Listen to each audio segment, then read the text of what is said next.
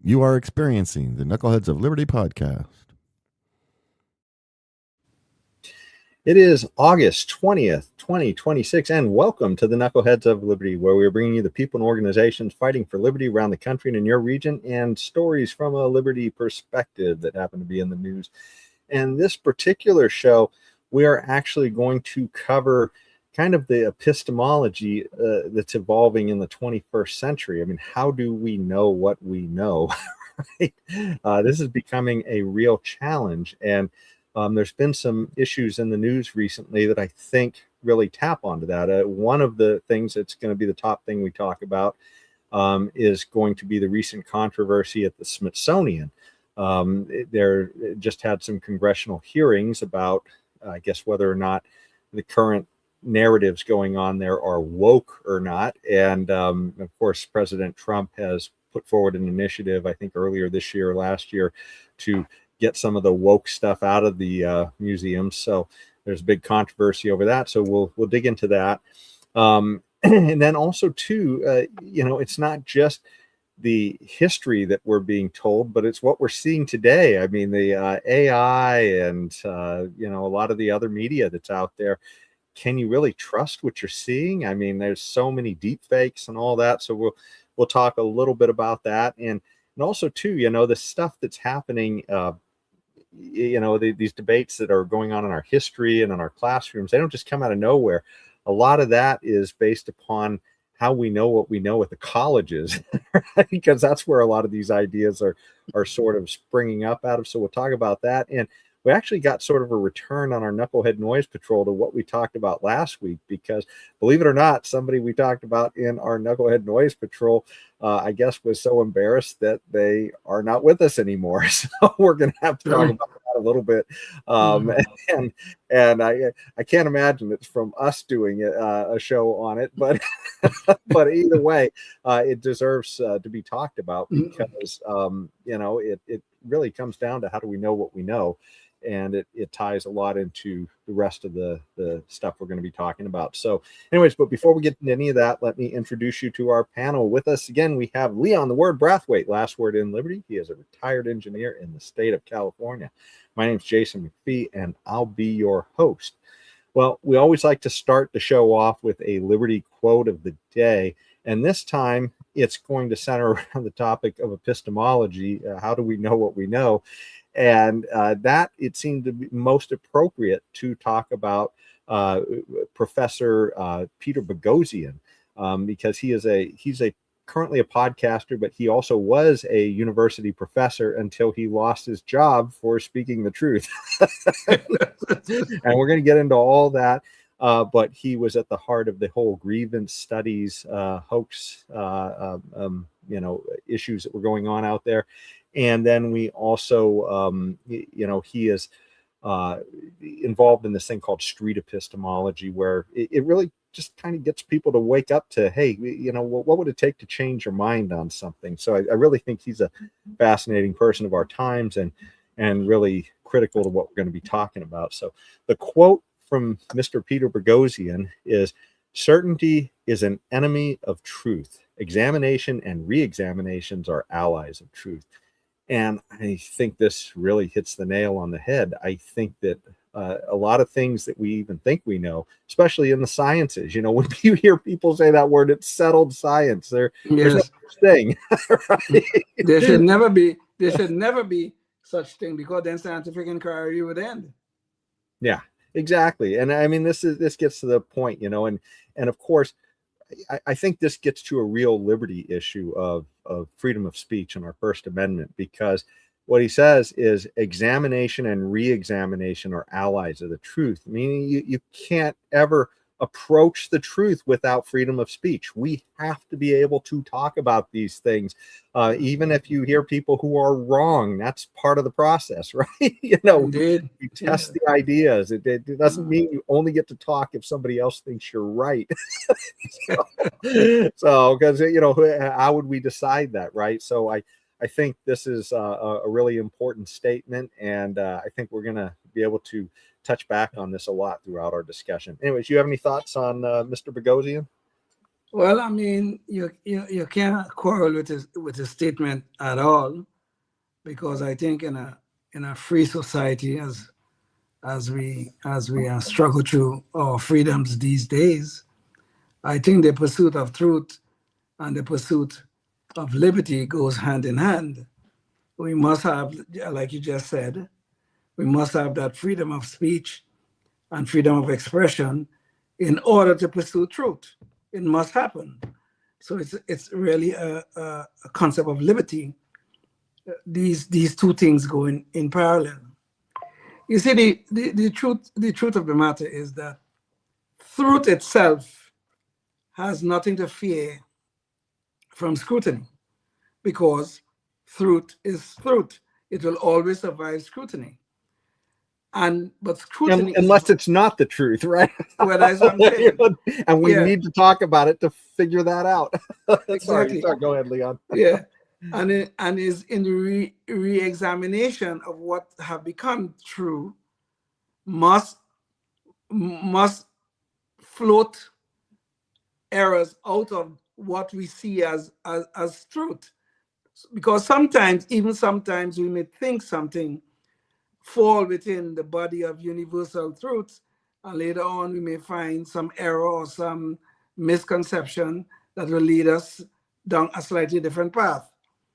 The problem we have is a lot of people these days like to talk about my truth. Now you think about how ridiculous that is. That somebody can say, well, this is my truth, you cannot question it. This is exactly what happened in religious environments where you cannot question the word of God. No, no, no, no, no. You cannot do that. It's blasphemous to do that. Why? Why would it be? Because even within the religious context, in a religious environment, if these teachings or these words are so wonderful and true, then you should have no fear of scrutiny. It's trying to tell us that these words are true, but yet telling us we cannot scrutinize it. So we have to always examine and re-examine, as Peter Boghossian is saying, in order for truth to truly emerge, because truth has no fear of scrutiny. It does not. It's the people that were trying to suppress free speech and suppress our pursuit of liberty. Those are the people that we must fear the most, because they fear truth. Yeah. And one thing just to let people know, sometimes truth isn't necessarily this dichotomy of on off all the time. All right. There's certain things like you, Leon, as an engineer, myself as an engineer, we know Newtonian physics was at one point just figured that was the truth, right? But we know today it's still good enough, right? And we can use it in our calculations to get to the truth for a lot of our calculations of what we do. But relativity, we know, are things that, we've gone a little bit beyond the truth of Isaac Newton,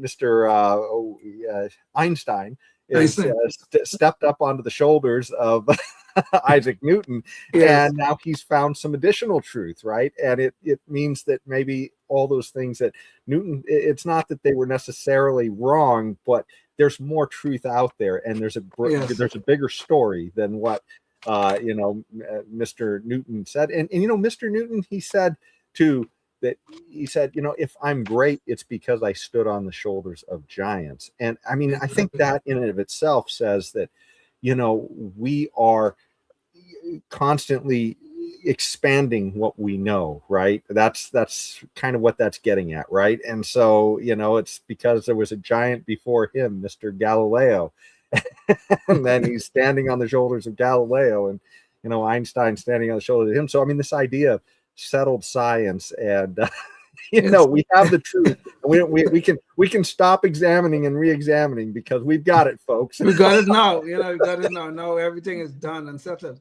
And I know, and this is why I have these real problem. I mean, I was raised in the Christian faith. I have a real problem with people trying to tell me that I cannot question things within the faith. it's a real problem for a man who was, science was always my thing. I ended up being an engineer by profession, but people try to tell me this. You cannot question these things because it came from God. Well, then fine. If it came from God, then God should have no problem with me questioning it. And the very Bible tells us, let's reason together. It says so. But yet people try to tell me, no, don't question it. It's so ridiculous. Yeah. But we always have to go at it, because I think we die, truly we die, if we cannot pursue, truly engage in that pursuit of truth. We die. We really do. Yeah. And I want to second that, what you were saying there too. I mean, it's hard for me to imagine that a God would give a person, if you are of the religious persuasion, that a God would give a person a mind and free will and then say, don't use it. Don't use it. Exactly. Just follow that book. Right? I mean, I think he wants you to. He would certainly want you to use that. I would think that'd be the greatest insult, to not use it. Right? To just say, "Oh, you gave me this. Oh, don't need that. Just give me some orders." And it's so ridiculous. One time I got in a debate. It might have been one of my sisters or one of my brothers, and the same issue came up about questioning things in the Bible. And I tell him, hold on. God gave you a pair of legs. Could you walk on them without being a problem? Yes. What about the hands, the whole stuff? Is that okay? Yes. But you're trying to tell me now that he gave you a brain and you can't use it. That's exactly what you're telling me. Yeah. He got mad and walked away. Yeah, that's the one thing. Just don't use that except to follow. Yeah, I don't. That part of anatomy is off limits. Okay, it's off limits. Everything else is okay. Yeah. Well, this is the thing, though, right? I mean, we're talking about something like the Bible, like you're just saying, and we're going to talk about our history. And I think in both of these cases, right? I mean, the idea that something would just be laid down and not to question it. Well, this is kind of what we're getting to with the Smithsonian, right?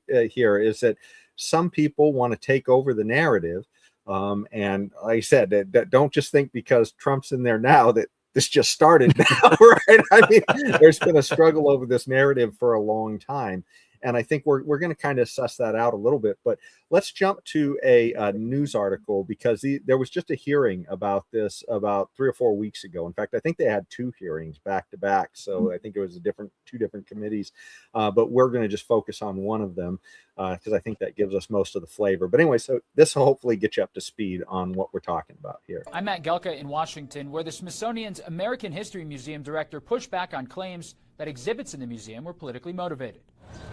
Republicans in Congress wanted the Smithsonian American History Museum's director to answer for accusations that the institution was revising American history. The congressional hearing came on the heels of a July 4th White House report bashing what it called the museum's ideological agenda. I feel like it's become infected by a woke ideology that's seeped into public displays, educational materials, and planning documents. Well, when you have a government museum, you're going to wind up having an argument over what version of history to tell. So let's hear a little bit from the museum director herself. American History Museum Director Dr. Anthea Hartig pushed back on the claims that the displays were politically motivated, instead serving as the record for an evolving country highlighting America, including its flaws and triumphs. And when historians talk about reframing a traditional narrative, we don't mean erasing it. We mean adding the evidence, the voices, the objects that earlier tellings left out, so that more Americans can see themselves reflected in the national story. Republicans. The news piece gives just a very short summary of some of the complaints that Republicans have about the narrative of the museum. Republicans on the House Oversight Committee hammered Hartig for exhibits that focus too much on perceived wokeness, sexual orientation, diversity, and race. Do you think that it's appropriate for the Smithsonian Institution to sell Latina power paraphernalia? What kind of message are you trying to send to kids with BDSM imagery? What are you trying to tell kids? Are you sexualizing children? And the guy who actually had the most interesting thing to say was one of the witnesses by the name of David Blight. He is a Yale historian, and I actually thought it was an insightful comment, and I guess we'll get into it after we review it here. Yale University historian David Blight warned about the dangers of political leaders putting their thumb on the scale of history. If we're not careful, we will end up with what the great writer Toni Morrison called statist history, and it will create what she called sanctioned ignorance. So we do have some more detailed arguments from the hearing from both of the senior members there. So we'll get into that a little bit. But, you know, I did want to mention that last guy, David Blythe, I think his name was. And he actually was I believe he was one of the Democrat witnesses that were brought forward on this. But if you really think about, I mean, what he's saying, look, how can you have a government-run museum and it not be statist history, right? I mean, you know, I think it's wonderful that he realizes that, hey, this can get political, but how can it not get political? I mean, that's where I'm getting. If you have government running your museum, how you're gonna always have somebody who's in power. How can you not, right? This is part of the problem of having a government entity that's designed to tell us what we know, right? Which is a history museum. Now, I mean, obviously, it's kind of, you know, an interesting thing to be able to hang on to artifacts and all that, but to imagine that somehow we can keep that free of people wanting to grab the concentrated power of that Smithsonian, right? The biggest kind of museum in our country, and not want to steer the narrative, right? That's concentrated power being captured by concentrated interest trying to get their messages through. It's a fairy tale, I think. Anyways, what are your thoughts on this, Leon? You know, whenever the government is funding anything, whether it's history in a museum or whatever it is they're doing, it always turns to crap, regardless, okay? And so I am not surprised that we are seeing these museums and all they have is a bunch of woke stuff. Now, I'm a firm believer that we should be able to tell the history of our nation, good and bad. But the question always becomes, if the government is funding it, where do you draw these lines? Where? And this is what I could never come to terms with. Now, take, for instance, me personally. They like to talk about African-American history. I find that's one of the most absurd things you could think about, because these certain people that they call African-Americans, and please don't call me an African-American, okay? But the same people that are talking that are African-Americans, they're Americans like all of us, okay? And I don't see why we have to have a special section, go back to segregation, here we go again, a special section to call African-American history. This is history. Yeah. So the actors may have been Black or African-American, if you want to call them that. Don't call me that. But if you want to call them that, yes. But the actors may have been, but it's part of our American history. Slavery is a part of our history. But we don't have to make it, oh, this is Black history. This is African-American history. What nonsense is this? Yeah. And just to I guess hammer home what you're saying here, and let me bring this up. So we actually have a museum that's dedicated. It's part of the Smithsonian, the National Museum of African American History and Culture, but it's part of the Smithsonian. And it's like, well, isn't the Smithsonian supposed to be telling American history? So why do you have a separate category for this, right? I mean, this is just, it's all part of American history. And that just seems kind of lame. And it brings up that famous interview that Mike Wallace was having with that actor, Morgan Freeman. Yeah. And Morgan, they were talking about I think it was Black History Day or Black History Month. It was about Black History Month. Okay, yeah, because everybody's got to have a special, not just a museum, a month, you know, and of course, if you're, whatever your identity you are, you have to have some special day where everybody has and, so it's just kind of silly, but he said exactly that to Mike Wallace. He said, this is, my history is your history, isn't it? Exactly. I mean, you look at me and you say, is that Morgan Freeman? That's a Black man or just a man, right? It's amazing. You see, this evil that we call Black History Month, okay, or African American history. We have a museum for that. This is really taking us back to segregation. Now we want to have, first we had physical segregation, where people couldn't use the same water fountains or the same bathrooms and all that kind of stuff. Now we want to have segregation of thought, segregation of the mind. Well, we need a special place for African American history, for Hispanic history, because that is where they will feel comfortable first. What nonsense is this? History is history. If it is the truth, it really does not matter. It is history. We're all in this melting pot known as America, as the United States of America. We share a lot of things. Our history, we share. And I don't know how you make those grand separations. I really don't know. Yeah. That we have to say, well, because a white man and a black man interacted, whatever it was, are we then to say, well, there's an African American history out of that interaction, and there's a white Caucasian history out of the very same interaction?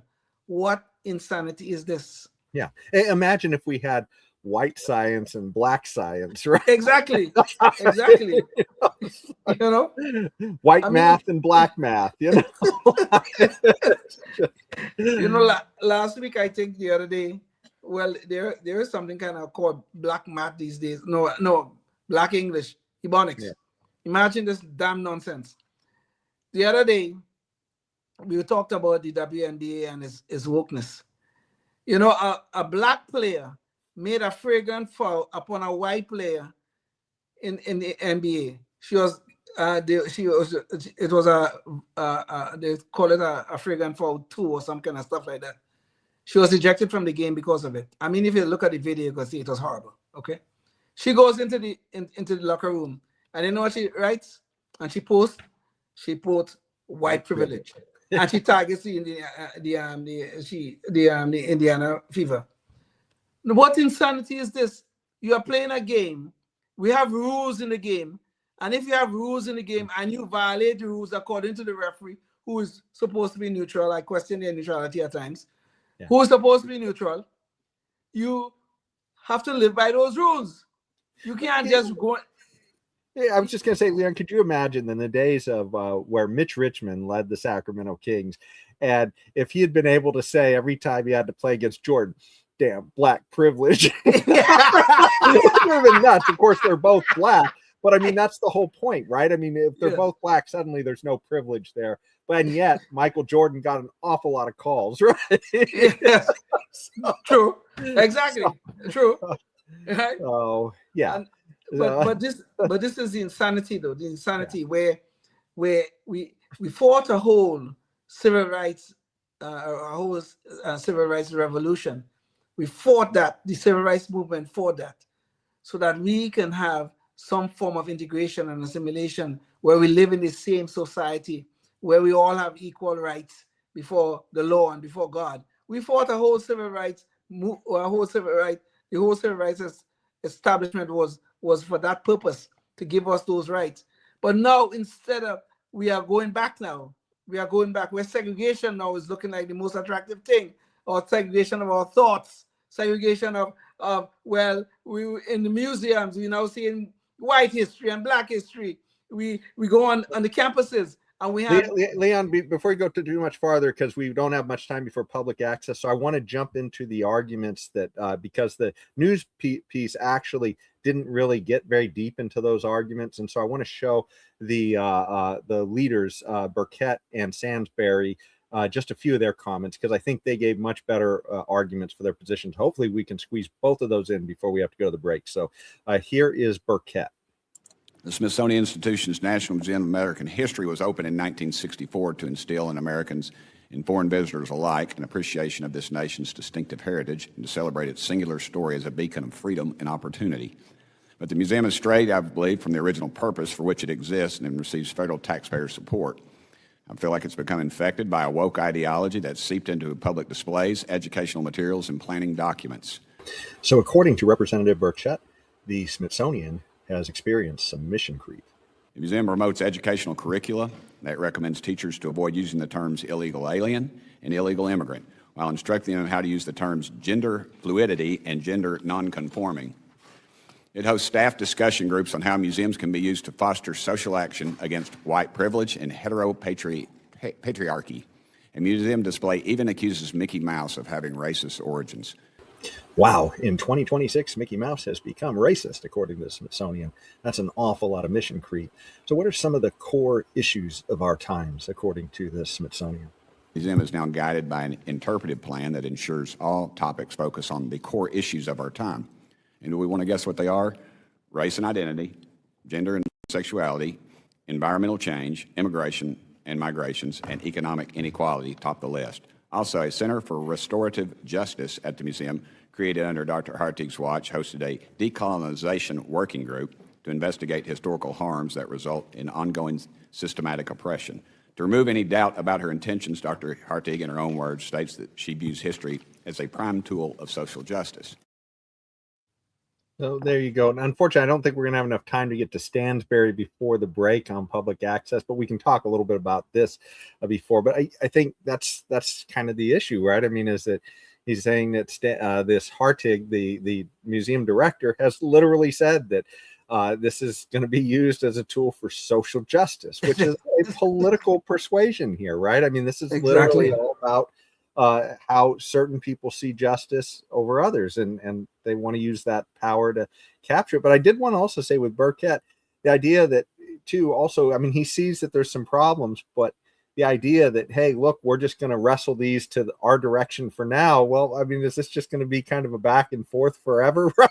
Exactly. And this is the very point I was trying to make. Where do you draw these lines? I mean, I want history to be taught, right? I want people to teach our kids history of this country, good and bad. But where do you draw these lines? And especially in a government-funded agency or sub-agency or whatever you want to call it. But where do you draw the lines? I don't know the answer to that. I really don't. Yeah.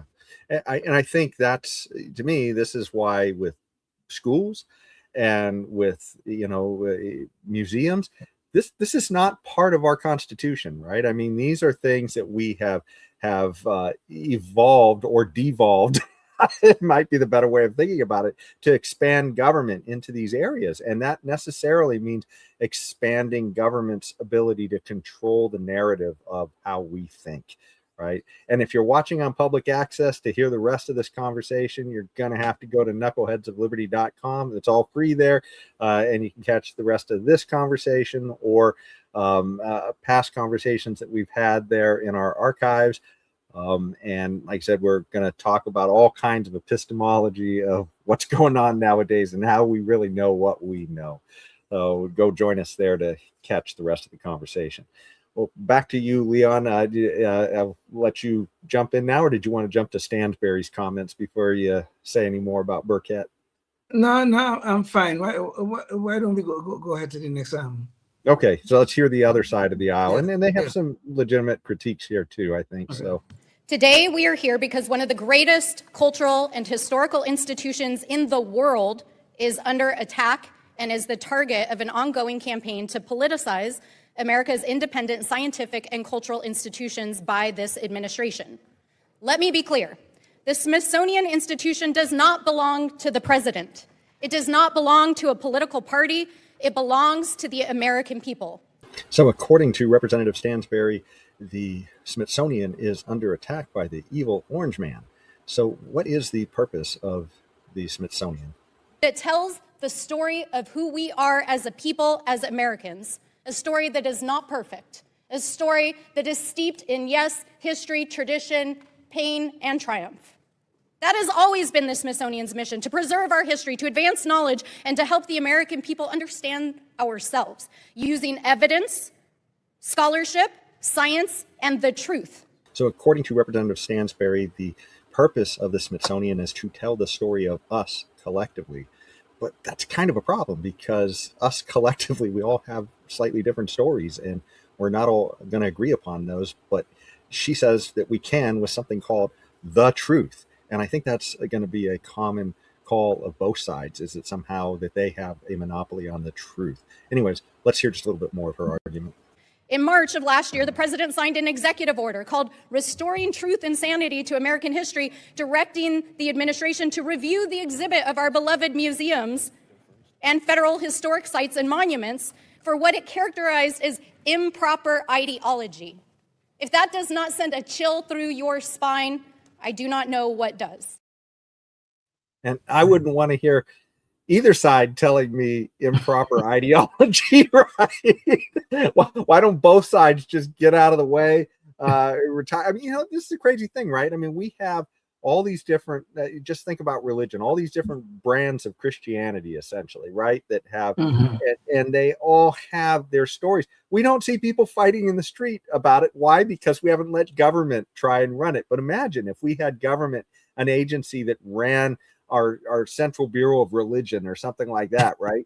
And then you would constantly have a fight over the narrative of which Christianity was in charge, or even, potentially more startling, maybe in some areas it might be Islam or something else, right? I mean, this is, so it's just an issue here of why get government into that at all. We seem to be operating perfectly fine in the free market with people doing their own thing on religion, right? And everybody's getting along, and they all have statues of Jesus, and nobody's tearing them down, at least inside the, I guess a few churches have mysteriously burned down in some places, but we won't get into that rabbit hole.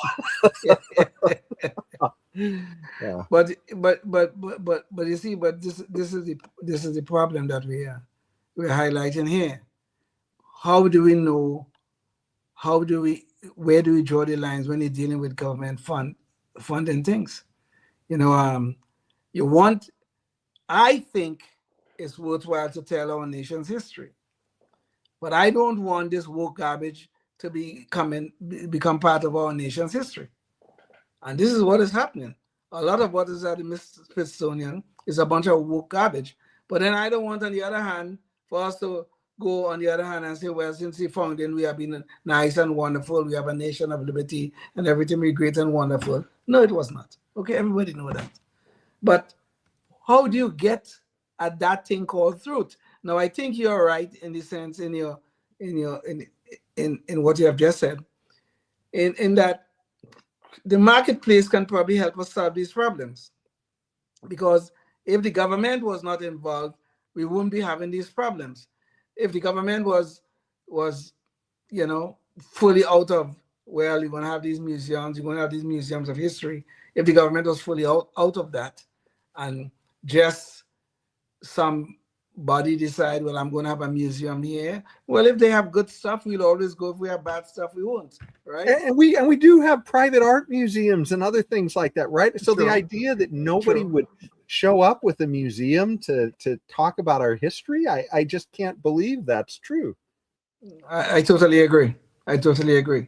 And maybe that's not maybe almost certain. I don't want to say certainty. Certainty is a problem around here, as we just discovered. But I think there's a very good case to be made that we can have our history being told in the marketplace, and all the marketplace, in that marketplace where we have our own marketplace of ideas, then the best will remain, and the rest will end up in the dustbin of history, which will be just fine with me. And this is what you want. You want people to debate things. You want them. Well, the 1619 project comes along. We want to debate that and say, well, And that's a perfect segue, Leon, that we there are different narratives out there, and we have a couple of snapshots to show you that, look, there's people trying to tell history from different perspectives here. And, who's to say, do we really want the government jumping in, I guess, and saying which one is true or promoting one or the other? So I'm going to show a clip from a trailer from the 1619 project. And I'm also going to show a trailer from Matt Walsh, too, who's been making history videos recently for the Daily Wire. So let's go to first the 1619 project. And it really talks about how Black Americans have been the primary democratizing force over generations in this country. Race is a construct that was made up to divide the powerful from the powerless. The capitalism episode looks at the particular brutality of the exploitation of labor. The episode around fear examines the fear of black men and how that still plays out today. You are calling for reparations. What is the total that would be owed? I've seen estimates as high as $14 trillion. That's a big number.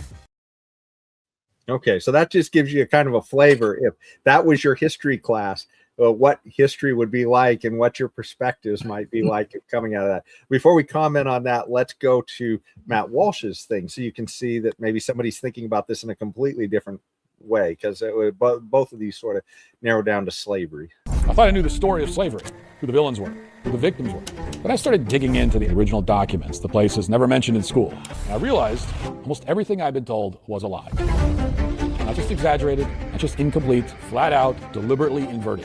Why didn't they mention that of the 12.5 million slaves shipped across the Atlantic, only 3% came to the U.S.? Why do they always avoid the inconvenient fact that Africans sold the slaves to Europeans? In what grade will we learn about the millions of white Europeans dragged off in chains by North African pirates?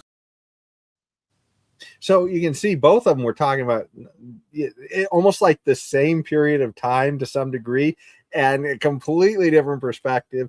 And it's not even that both of them were necessarily wrong about everything, but if you just said it has to be one or the other, are we sure that we're getting? I mean, I certainly would have less problems with Matt Walsh's video probably than I would have with the 1619. But still, I wouldn't want government to tell me I can't see the 1619 project either, right? So but I don't want it forcing it down my throat by the same. So, anyways, yeah, go ahead, Leon. You know, a few years ago during the Biden administration, they had this this crazy ass woman who was going to be the head of the disinformation governance board. Nina Jankowicz. Yeah, that's right. Jankowicz. That's right. Okay. Now think about it for a second. Now, if this woman got to that position where they had to toss out the idea when it became a quite a big backlash. If this woman was in charge, which one of these things you think she would have chosen as disinformation? Yeah. Well, I am sure Matt Walsh would have never made the cut. All right.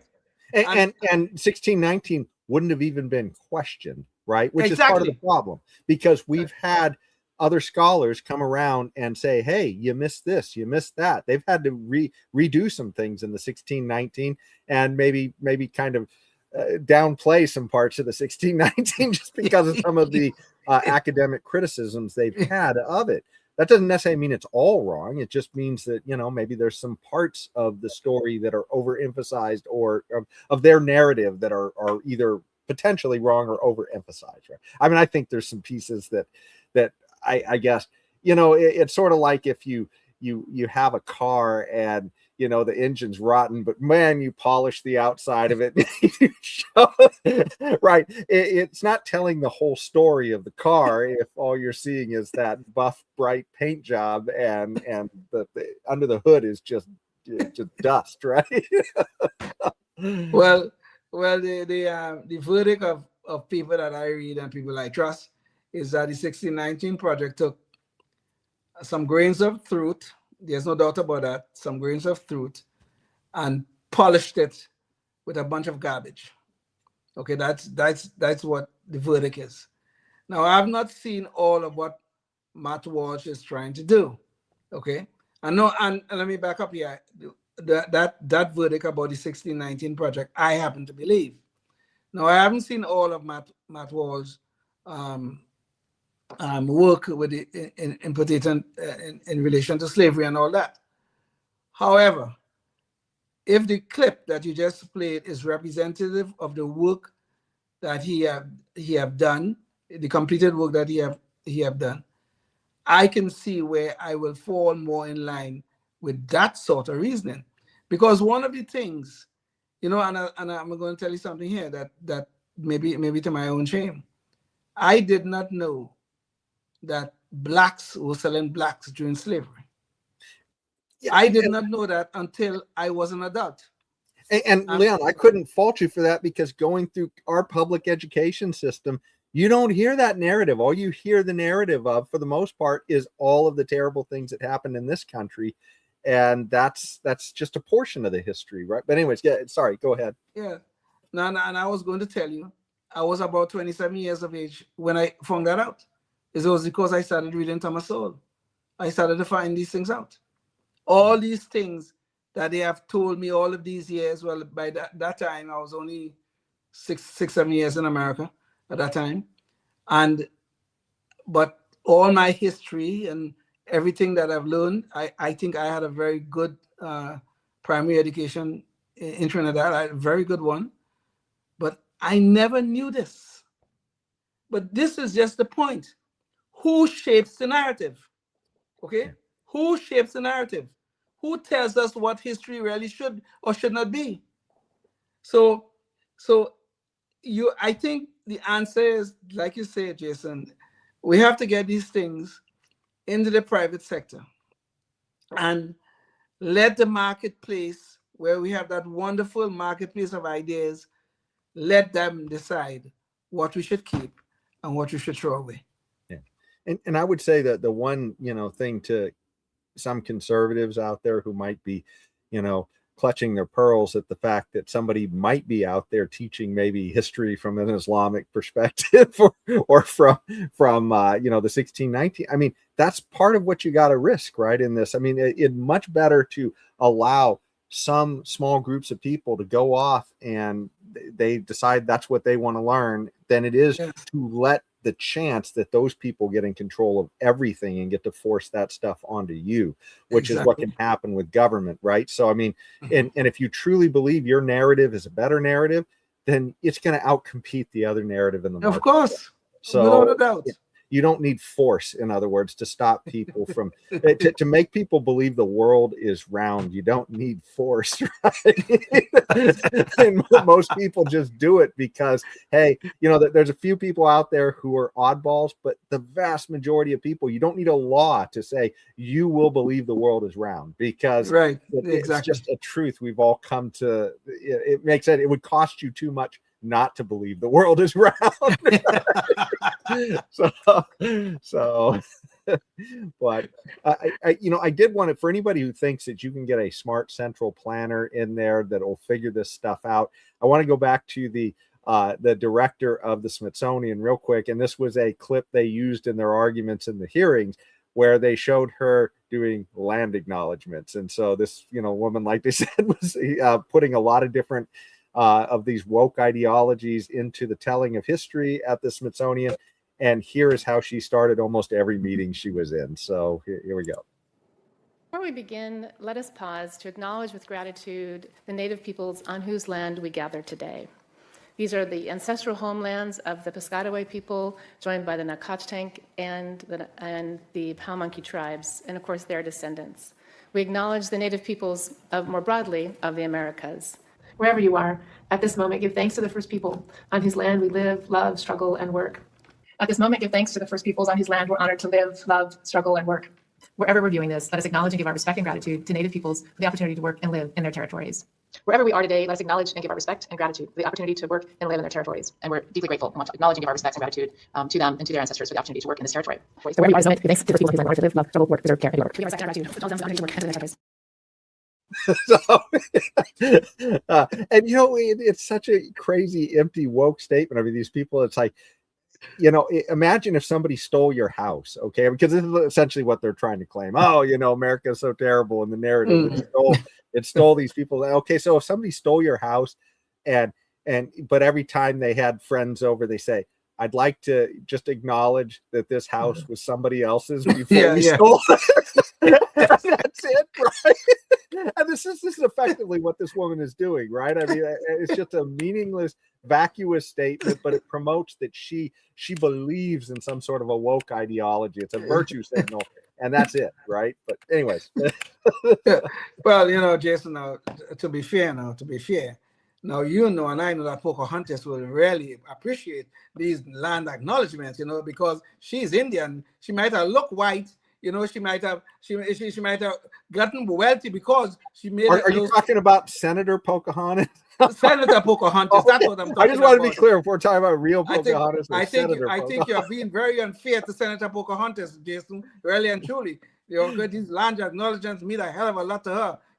She is the one who told us that Indians have high cheeks. They have very high cheeks. So that's how she knew she was part Indian. That's how she knew that. So please be fair to Pocahontas, please. Okay. Yeah.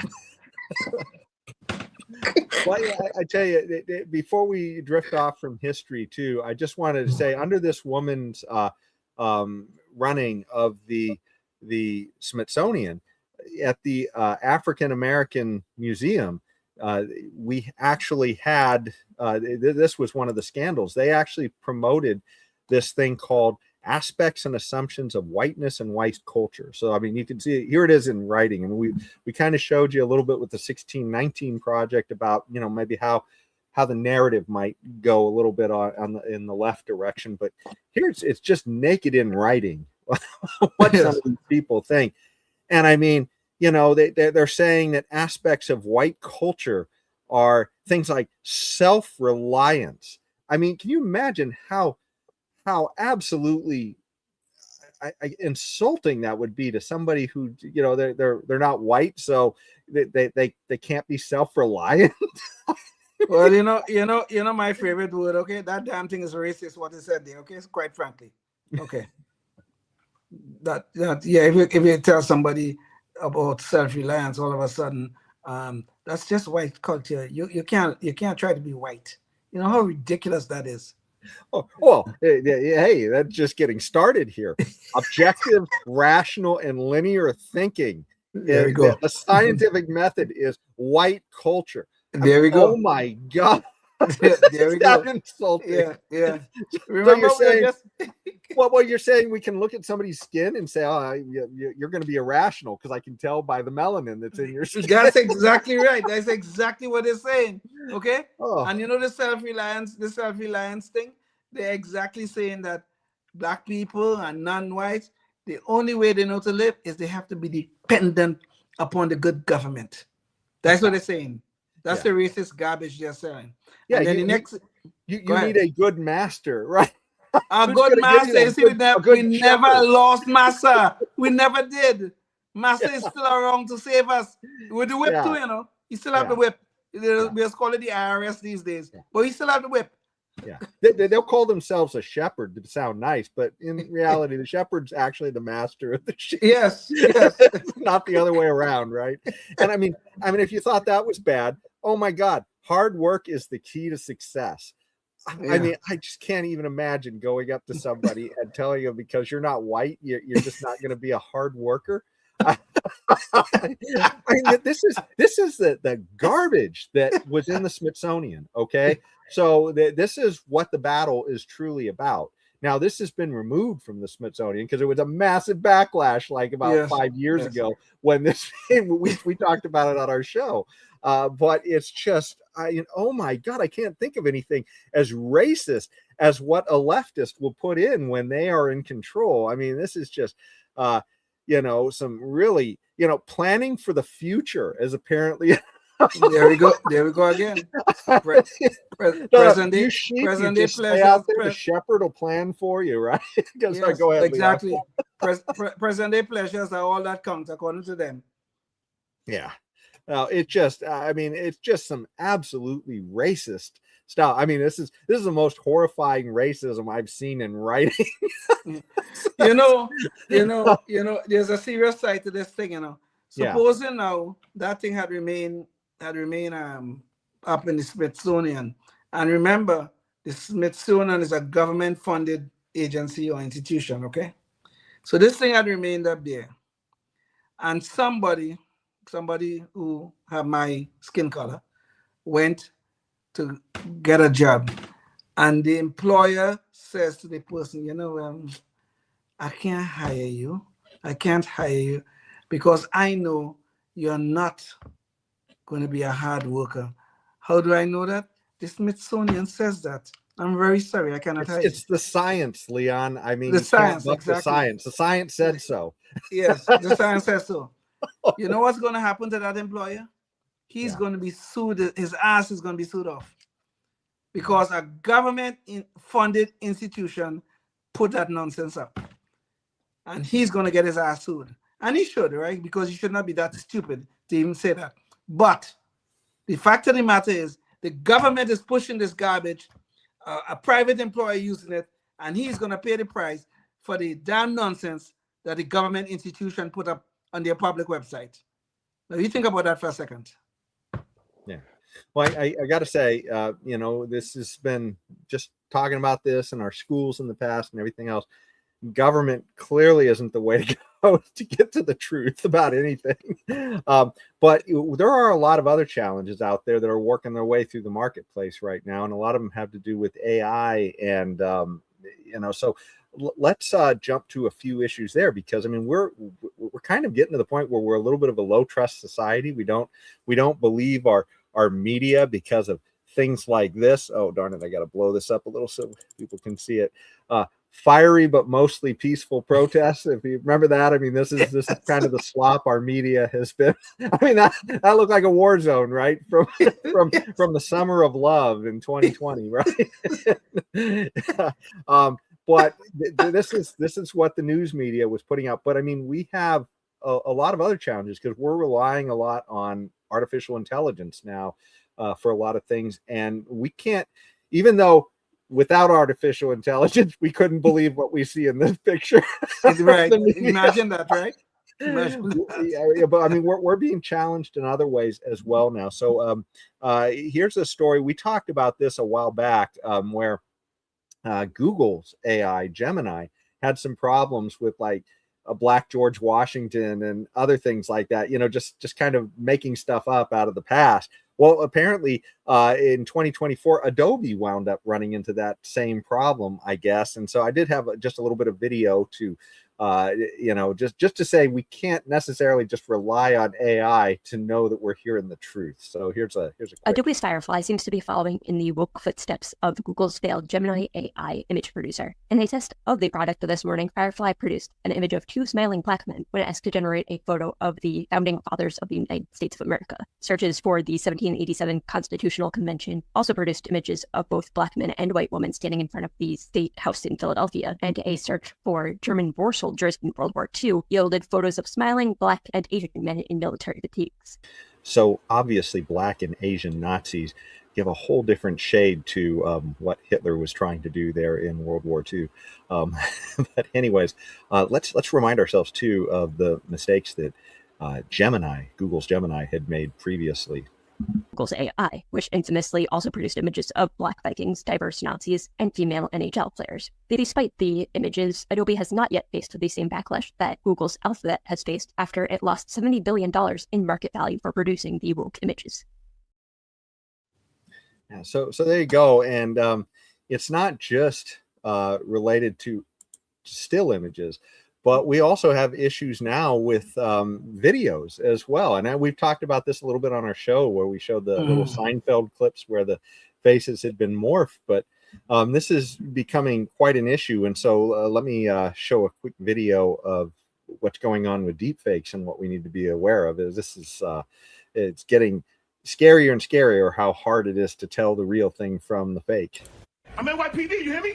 Badge right here. What you doing is illegal. At first glance, this video is pretty shocking. You can't snatch people off the street without a warrant. New York City police officers not only confronting but arresting ICE agents during one of their immigration raids. But this online video, viewed hundreds of thousands of times, is a fake. You have no right! Just like this one featuring a priest. You don't belong here! And this one with a teacher. All of them deep fakes, apparently created using artificial intelligence.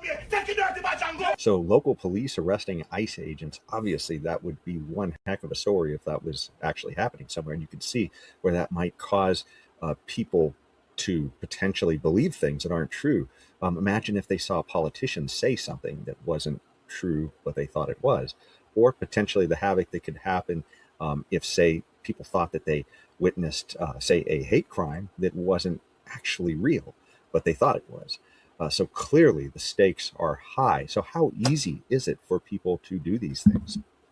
We cannot trust our eyes and ears anymore. Experts say using free software, almost anyone can now produce fake video and audio that appear genuine. The threat is not hypothetical anymore. It is there. Saiwei Liu runs the Media Forensics Lab at the University of Buffalo with funding from the Canadian government. He's been studying deepfake tech for a decade, but this year his own mother was targeted. She received a phone call from someone who sounded just like him, saying that I was kidnapped by someone and I need that they need a ransom. So the technology is actually being used to target and scam individuals. What is the actual impact that that is actually having out there in society right now? One survey found 27% of Canadians were deceived by deepfake fraud in 2024, losing an average of nearly $1,500. We are experiencing an exponential increase of deepfakes. They would only need around 20 seconds of audio or 20 seconds of video to impersonate and create any type of scenarios that they like. Are social media companies and government doing anything about this? Social media companies and governments are now playing catch up. In the meantime, he says, don't believe your eyes. Eyes and ears are not enough anymore. You need to validate, you need to verify, right? Yeah. And it's not even just to things that are sitting out there like a video that comes through your social media. Some of this can actually get into closed circuit stuff too, which is that's starting to get really scary because this is like security cameras, Ring doorbells and stuff. So let me play a real quick video on that as well. So this is from DW News. You're accused of committing a crime and there's CCTV footage that proves it. But here's the twist. The footage is fake, generated with AI. Just like many viral security camera clips flooding our feeds. Some show cute animals or aliens. And now, crimes are being faked too. Why? Because highly realistic CCTV videos can be generated in seconds using text-to-video tools like Sora 2 and others. Take this viral example. It shows OpenAI founder Sam Altman stealing from a store, except he didn't steal anything in reality. The footage is completely fake. So imagine you have a security camera or a Ring doorbell camera, and now suddenly all of that is questionable. Is it real? Is it not? You may record a crime and you may have a hard time convincing anybody it's real. And maybe some people make fake videos and frame somebody else for it, maybe a neighbor or somebody they don't like. I mean, you just see all the potential chaos that this could cause. CCTV used to be the gold standard for proving a crime. What happens when we can't trust it anymore? From a law enforcement perspective, those types of videos are very dangerous. You can see creating all kinds of chaos at the local level, state level, or at the federal level. And it's not like we have a lot of time to authenticate those. So there you go. Don't believe your lying eyes. That's right. This is some scary stuff when you think about it. I mean, and one of the people on the video said that they could take 20 seconds, 25, 30 seconds, and they could imitate a voice of a loved one and have that quote unquote person call you and tell you, oh my God, I'm in this kind of trouble. I need this and I need that. And which one of us as parents or as a husband would not jump into action to try to save the person we love or the person we care about? This is some scary stuff. But on the other side of this little coin here, I just want to remind you of something. During the Biden administration, we have some videos of Joe Biden. I mean, the man was in obvious decline. I mean, the man was a living corpse, I have to say. But when we saw videos of Joe Biden doing some of the most god-awful things no president should be doing, his press secretary, Karine Jean-Pierre, came out and said, these were cheap fakes of the president, cheap fakes, even though they never produced one shred of evidence that any video was manipulated to produce those outcomes that we saw of Joe Biden on video. So it goes both ways. But this thing here that is showing, these deepfakes you're showing here, I mean, I just raised that up to show how it could be used for other nefarious things. Yeah. But this thing that you're showing is really a danger, a serious threat to our freedoms and our liberties when you really think about it. Well, no, and I think that's the perfect thing, as you said, because it's not just a matter of them fooling you with a lie. It's that if there's enough lies out there, then they can fool you that you didn't see the truth just as well. Exactly. Exactly. The cheap fakes. Yeah. And you show that video of the of that one was real, obviously, with the fiery but mostly peaceful. I mean, it's ridiculous. But if these videos, these deepfake videos are so easy to create, now this was real, but if they're so easy to create, could you imagine you could have a race riot going on in America because we have a deep fake video out there of a white police officer or two white police officers beating a poor black man, and oh my God, it's so horrible. We have to go out and protest, and we have to burn down half of America. You could see something like this happening, given the tensions we are seeing in America today. Or even more, Leon, suppose there was a disturbance. Suppose there was a bunch of people marching, and then suddenly they all got a message that said some terrible thing that fed into their narrative just happened. That might turn a peaceful protest into a violent protest. There we go. There we go. Yeah. It's a serious danger. It's a serious danger.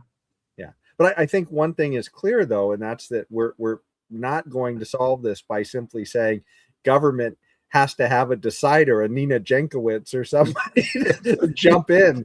And I mean, just think about how absurd that would be, right? Because, instead of us as individuals trying to, I guess, learn how to live in this century and be able to be more skeptical and be able to verify, as these guys are saying, these experts, if you just said, well, I'll wait for the government to tell me. Well, you may be waiting for weeks or months for a government person to tell you if something that was alarming to you just happened, right?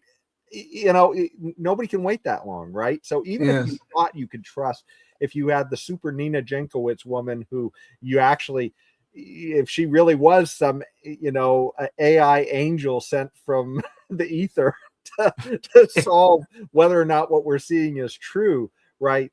Even then, you're going to have this bottleneck, right? Of all of this misinformation hitting you at one time, and she's going to get one piece for you in a couple of weeks, right? Yeah, exactly. So yeah, it's clearly we can't rely on just government. Well, I think what we can rely on government to do is to have clear laws on property rights and fraud, and to be able to, when these things do occur, these violations that somebody is stolen from, then government needs to get in there and actually make an example of that person. Exactly. Use the laws to say, hey, this person committed fraud. It's not going to be tolerated. Instead of what we see often happening is that people, get away with a million violations of property crimes in our country, and they say, it's just property. Well, guess what? People are going to be stealing really fast with all this AI stuff, and if you don't have government step up and say, hey, look, this is one of the few legitimate roles of government. Defining and defending property, then that's really the role, instead of having government deciding what history you're learning, or to try and tell you that you don't really know what a woman is. We've decided we can't figure that out. Yes, that's right. Yes. So yeah. But anyways, and lest you thought that, hey, don't worry, there's encyclopedias out there too. Well, this is an oldie but goodie. Catherine Marr, who used to be the CEO, I believe, or I'm not sure, some sort of director over at Wikipedia. This is what she had to say about how they approach the truth. But what about the hard things, the places where we are prone to disagreement, say politics and religion? Well, as it turns out, not only does Wikipedia's model work there, it actually works really well. Wow, so Wikipedia has a model for how to deal with the things we disagree about? Let's hear more. Perhaps, for our most tricky disagreements, seeking the truth and seeking to convince others of the truth might not be the right place to start. In fact, our reverence for the truth might be a distraction that's getting in the way of finding common ground and getting things done. The truth, okay, a distraction. We need to set the reverence for the truth is a distraction. I got you. Okay. Huh. Well, that's like almost the motto of government, you know. Hey, we're getting things done. Don't worry about what the truth is. We're going to tell you that later. Yeah. Just give us another 100 billion for the bullet train, and There we go. There we go. You'll have that fast train to nowhere. As soon as the government gets involved, they'll always solve the problem. We'll take your money and throw it at the problem, and it'll be all good. Yeah. Well, you know, it's funny too. We didn't even talk about this either. But California lawmakers, there's that Stop Nick Shirley Act. It's not actually called that. It's I can't remember, AB something or other, but that just got voted on. I think it's going up to Newsom to be signed off on right now. But essentially, you know, guys like Nick Shirley are trying to say, hey, look at all of the scams that are happening out there. I'm going to report on them. And if somebody says that upsets them or it's not their truth, they can force you to take it down, or you can be sued, right? So this is literally our government getting in the way of having the conversation about what the truth is, right? So, don't wait for government to solve the problem. As well, right? Exactly. They always have a good solution, but I will say, as certain as I'm sitting here, that law will not survive judicial scrutiny, and it will be overturned at some point in time. It may take 2 months, 3 months, 4 months, I don't know, but it will be overturned. It'll be fine here in California. It's going to have to go up to the Supreme Court or something in order to get trashed, because but the problem is they're putting this in while fraud, because this is I think the thing that Democrats are most worried about in this election cycle is the huge amounts of fraud that are happening among their constituents, right? I mean, all of the illegal aliens and others that they brought in that are literally running scams in places like Minnesota, California. Oh, yes. And it's happening even a few red states too. We talked about, I think, Ohio the other day. But the thing is that, if they can just suppress it through the election cycle, then, maybe this will all be resolved before the next presidential election. But, this might actually give them some cover going into these November elections if podcasters and news organizations are afraid of being sued. So that's a good point. Fraud. That's a good point. So so it's a tool against the truth by Democrats. That's true. And Biden I've always had that plan that he could tie up actually he has a memo out of it somewhere, that he could always tie up the next administration in litigation, and which could stretch out the time for when things will have to be implemented or whatever laws will have to go into effect, and that kind of stuff. So they use that tool, litigation, as a tool to delay action, so that eventually the like in this case Trump will leave office, and hopefully for them a Democrat comes in, and all of that goes out the window. Yeah. So. Well, we did talk earlier in the show that we were going to touch on the truth, I guess, that is being created at universities. And so I think that is probably, the core of the rotten apple here that we're talking about in terms of, what's passing as true that isn't. And so let's talk about we've been talking about woke in the universities and all that kind of stuff recently. Well, there was a grievance studies, and this is where it ties back into Peter Boghossian, whose quote we were using, because he actually wound up doing this hoax where he thought there was so much bullshit being put out by all of these academics and academic journals that he decided, well, what if we just created some absolute BS papers and tried to get these things published? And because they're saying, hey, publication's the gold standard, that's how we know what's true, and therefore we can just cite these papers and make whatever bullshit laws we want, right? Well, he actually decided to test that process of how rigorous it was, and here's kind of the way it went. Our are intolerant and extremist ideas in vogue in American universities.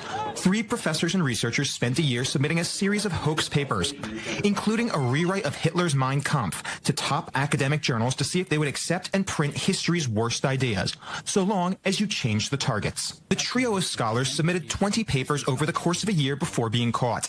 They say disciplines like race and gender studies have been taken over by radical and intolerant theories that put the blame of all of society's problems on white men. So the problem is these are mostly social studies types of disciplines. And the problem is that a lot of the work isn't clearly objective. This isn't like the hard sciences where one scientist can easily go and double check another scientist's work. And if he doesn't get the same result, then the results immediately come into question, right? But with these types of studies, it's, well, let's watch some more and we'll find out. The 3 say this goes much further than little-known journals. The ideas published here are picked up by media and republished, and even by politicians, forcing academic definitions of race and privilege into the mainstream, where they have different meanings but are seen and used by millions. My job is to shut other white people down when they want to say, oh no, I'm not prejudiced. I'm a Democrat. I'm accepting. My job is to make sure that they get that they have privilege.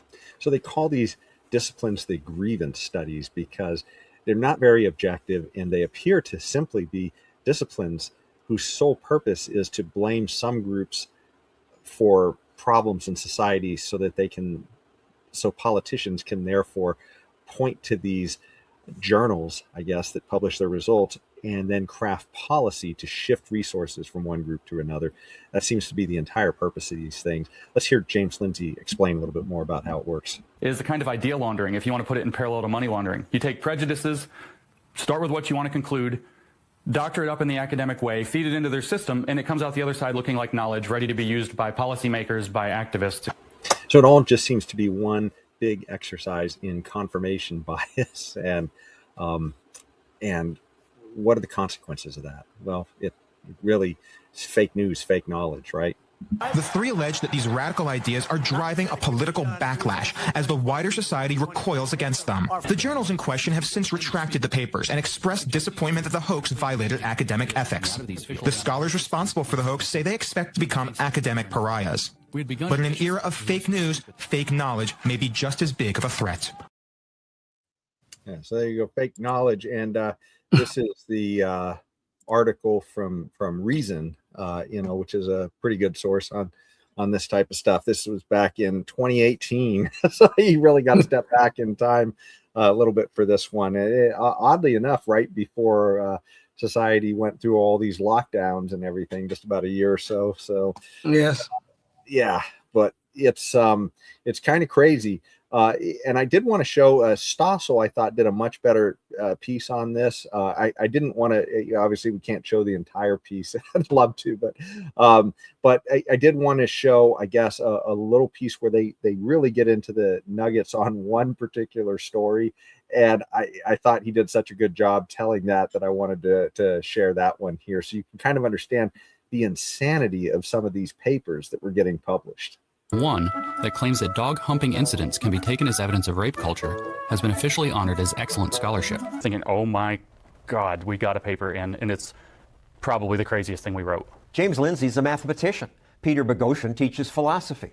Helen Pluckrose runs an academic magazine in London. They didn't really expect that the Journal of Gender, Place, and Culture would accept their paper, in which they claim to have closely examined genitals of nearly 10,000 dogs to learn about rape culture and queer performativity.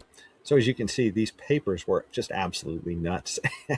And it really showed that these journals will publish anything so long as it confirms their biases. But what were the consequences to these brave hoaxers, the people who are actually trying to further knowledge here? What were the consequences to them for this exercise? I've been spat on. I've been physically threatened. Portland State University, instead of applauding Peter for exposing nonsense, may fire him. I called Portland State asking for an interview, but they declined. How can a college criticize the hoaxers, but revere ridiculous journals that publish nonsense? So this story actually broke quite a few years ago, and yes, Peter Boghossian did lose his job, although he's become quite a podcaster in the meantime and is furthering street epistemology, which is really great exercise to try and expand people's critical thinking. But that said, what are the consequences to society for this terrible junk that is being peddled by the universities?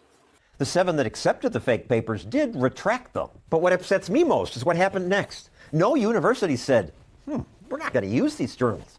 No editor publicly said, we have to raise our standards. Think about if you did this to civil engineers with bridge building. They would have thanked us, right? Because they're driving over the bridges with their families, so they don't want the bridges to collapse. Yeah, so the clear difference between real science and these bullshit study things that, quite frankly, your tax dollars are the only things keeping them afloat, because there's nobody in the market who would pay for this garbage, right? Exactly. Have somebody go and look at the genitals of dogs and try and make inferences about queer ideology. Yeah. And rape culture. Yeah, it's so disturbing when you think about the results of this. The journal said that they were so disappointed at the hoaxers. Were disappointed. Why? These are supposed to be peer-reviewed work. So what about you being disappointed in the peer reviewers? What about them? They didn't catch this, or is that your standards are so lax that your whole peer review process is nothing but a bunch of bullshit and garbage? And this is what happens. Now, Peter Boghossian lost his job, and I don't know whatever happened to the other two, but clearly they have become, as stated in the video, they have become pariahs. Why? For exposing the fraud that is going on within academia? Yeah. This is what you're punishing people for? Because they expose these things? No wonder our education, K-12 or university levels, why we are in such a mess in these education systems. And it will continue to be so as long as we continue to allow the real fraudsters, the ones that are sitting in these universities, earning all these high salaries and tenure and everything else, as long as we continue, as long as we allow them to continue their march towards this utopia of garbage and nonsense. Mm-hmm. Well, and think about what he was trying to do with his hoax. I mean, he was trying to, just examine the entire system there of truth discovery that is claimed to be happening at the university. And, showing, look, this means examination and re-examination are allies of the truth, right? I mean, you need to have this free speech. What did the universities do? I mean, they, essentially they blame the whistleblower. They blame the person who is pointing out the problem, which exactly. is, and to try and silence them, right? Yes. So, and these universities are highly government distorted. Either some of them are just state institutions, or they get a ton of money through federal grants and student loans that otherwise would not happen were it not for the government out there, right? I mean, this is something where, and we've talked about this before on the show before, but I mean, how do you determine value? I mean, why do we have so many people coming out with these garbage degrees? They can't get jobs. They have a lot of debt, right? And it's because there's no market test for it. It's just government is shoveling money into people's pockets to head over and pay for these fraudsters to fill these kids' heads with garbage, right? That is just useless in the marketplace. And so it's just, terrible. I mean, a free market would solve so much of the problems with our higher education. It would just weed out the bullshit. I mean, nobody would pay for that, right? I mean, would you pay to read a story thinking you were getting truth? I mean, unless it was like satire, right? Like you just wanted a good laugh about a person going and examining dogs' genitals at a dog park to try and figure out what he can figure out about human sexuality from observing 10,000 dog, encounters. Talk about some sick stuff. And you're right. Portland State University is a public university. So, I mean, and here they are trying to censor a man who's trying to do something. I hope, I don't know if he ever sued them or anything like that, Peter Boghossian. I don't know if he ever sued them, but he should, because the government has no right to censor him. They have none whatsoever. They have no authority to do so. And this is a public institution. But, you know, it's just sad to see what we have become and what we are becoming, you know. But it gets back to the point that we were talking about at the beginning about history, you know. I mean, you can't put somebody in charge from the government to decide what is true and what is not true history. Right, exactly. This is what we're having at the universities. We're putting people in charge to decide, well, what is true science and what is fake science, right? And this stuff has to be challenged in the marketplace. And notice where Peter Boghossian's stuff blew up, it was in the marketplace when people were passing around these viral videos of these universities and these journals looking stupid, right? So, but it's mainly government money that was being used to silence him. That's the disturbing part of all this. So, but this is a nice segue, though, into our final topic, and that's our Knucklehead Noise Patrol, because when we talk about the bullshit that is going on at these universities, well, that brings us back to last week's Knucklehead Noise Patrol. We talked about this guy, Jason Arday, who was a fraudster elite, right? He plagiarized, he made up amazing stories about himself. I mean, you know, he could have been he should have had his own comic book. He was so amazing, right? A superhero. Exactly. Yeah. I mean, they could have made a comic book for Cambridge University and made this guy the superhero. You know, he can you know, run around the world at light speed or whatever it was. I mean, that's pretty much, if he had said it, they would have believed it. They would have believed it. Yeah. Oh yes. Yeah. But you know that this guy, you know, now has you know, died. Most likely he committed suicide, and I think that's kind of the common consensus of all this. But the crazy thing is, just like with Peter Boghossian pointing out the fraud that was occurring in the journals, the people are coming after now the media that pointed this out and the academic who questioned this guy's credentials. In fact, they don't show his picture here, but he was a white guy. But they say academic who raised plagiarism concerns against Jason Arday was just suspended from his university. So I mean, this is, you know, just you know, crazy. But anyway, so let's watch some of the video, and it's just amazing how nuts. It's almost like a cult. As far as what they believe has become. So, you know, we'll start off. We'll play the what just happened with his passing and kind of what the vigil and everything, what people were saying, and we're going to go back and play what we showed last week, just so to remind you the insanity of this guy's you know, levels of fraud. So here we go. Let's jump to our first Knucklehead Noise Patrol here. Jason Arday, the youngest black professor at the University of Cambridge, was found dead on Friday after weeks of intense media scrutiny around accusations of plagiarism and details of his background and charity work. Well, in the wake of his sudden death, there have been calls for a public inquiry into the press. So Jason Arday had a resume that was literally over the top with lies and plagiarisms. I mean, the guy literally claimed in his backstory that he ran 30 marathons in 35 days. I mean, this is just absolutely fantastical stuff. And so now, who's to blame for his suicide? The media. But let's hear from one of his colleagues and friends, a fellow professor here. Did he give any indication to you of what his intentions were? Well, I mean, I think assumptions can be made because what's happened here is that a young man has been lynched by the media. I mean, it's very clear. I mean, let's be honest. If he was black, if he was not black, if he was white, he would still be alive today. In right-wing racist press ideas, and what's the story underlying it is the idea that he got his job because he's not qualified, because DEI is taking over, because look at all these affirmative action hires. So this wasn't simply the feelings of one man. There was a substantial vigil that was held at Cambridge where many people showed up and expressed similar feelings.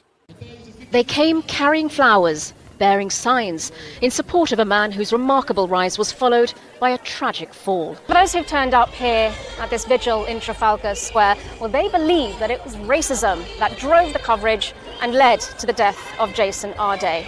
Let's hear a sample of the speakers. Raise your fist in the air.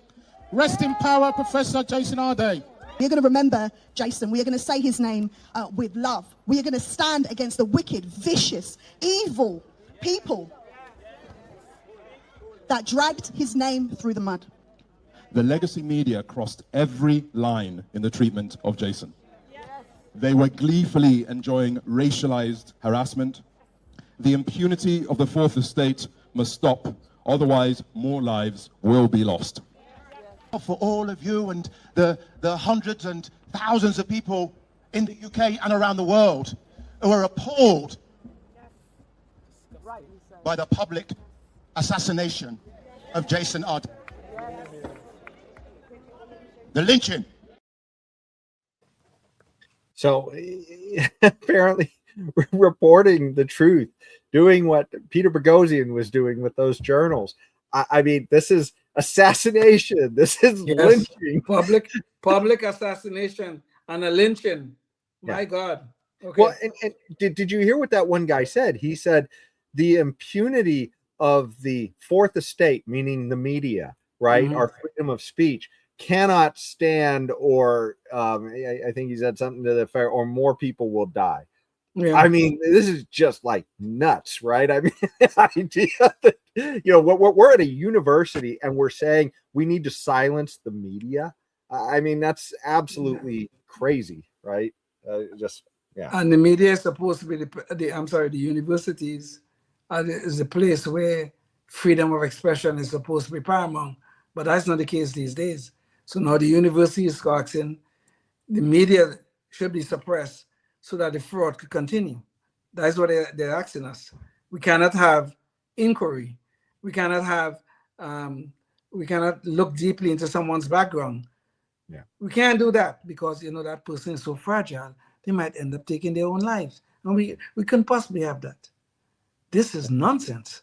Well, just remember the litany of things you heard, and then we're going to just replay what we played last week about what got Jason Arday into trouble, right? I mean, the words they used to describe what happened in debunking this guy's fraudulent background were, they said assassination, and they said this is like a right-wing media hit, and they called it a lynching of all things. I mean, I can't imagine anything more insulting to somebody who truly may have gotten lynched, 80 years ago in the South because of a truly racist thing, right? And these people were in Cambridge. Were there lynchings in Cambridge? I mean, what the?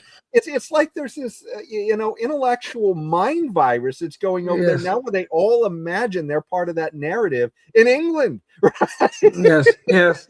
Of stuff that happened in our deep South, around the Civil War era, right? I mean, and maybe into what do you call it? Jim Crow days and such. Yes. So this is just absolutely nuts. But let's watch those characterizations now compared to what actually got Mr. Arday in trouble here. Meet the most inspiring man in British academia. At least that's how the story went.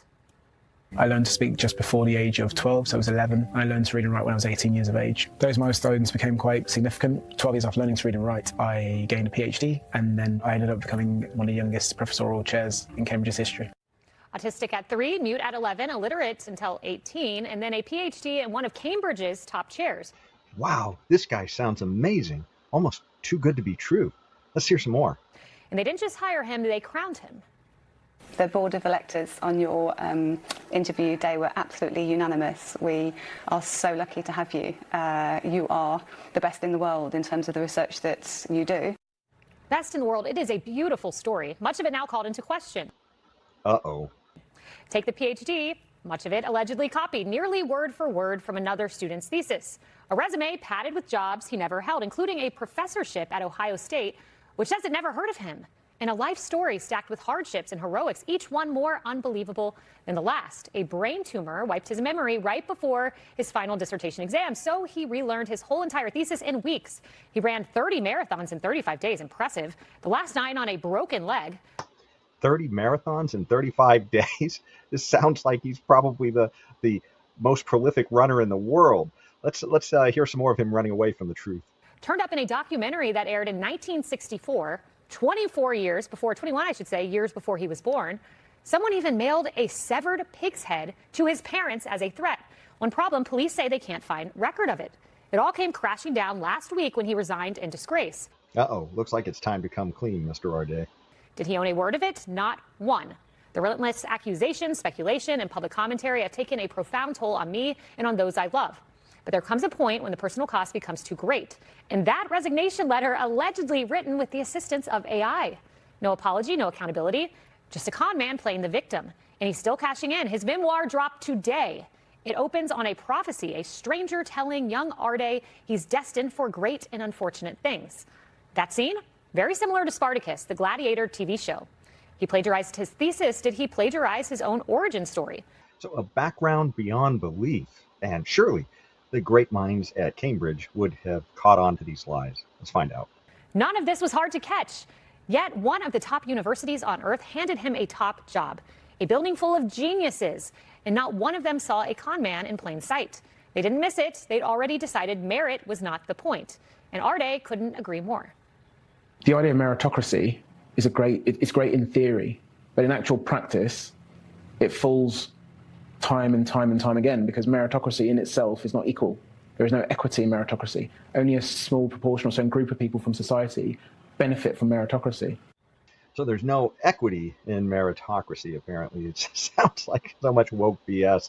And he was a professor there. So, I mean, who paid the price for all of this woke nonsense? So he doesn't believe in merit, and the people who paid for it were his students. Their families spent a fortune on the best education money could buy and got a professor who wouldn't show up. One student called him terrible. He skipped meetings, no feedback, hour-long sessions that fizzled out in 20 minutes. And when the student complained, Arday allegedly implied she was racist and cited her, quote, white privilege. Racism.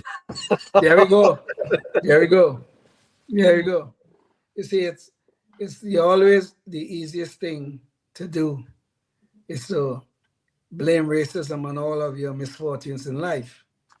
You know, and racial grifting is such a profitable thing these days. We have Jesse Jackson, God rest his soul, a big racial grifter. We had Al Sharpton. We still have him around, still racial grifting. Benjamin Crumb. We have Ibram X. Kendi. And we have this Jason Arday, God rest his soul. It's very tragic what happened to him or what he did to himself. We are not sure about that. It's very tragic for his wife and his kids. I think he had 2 children, if I'm not mistaken.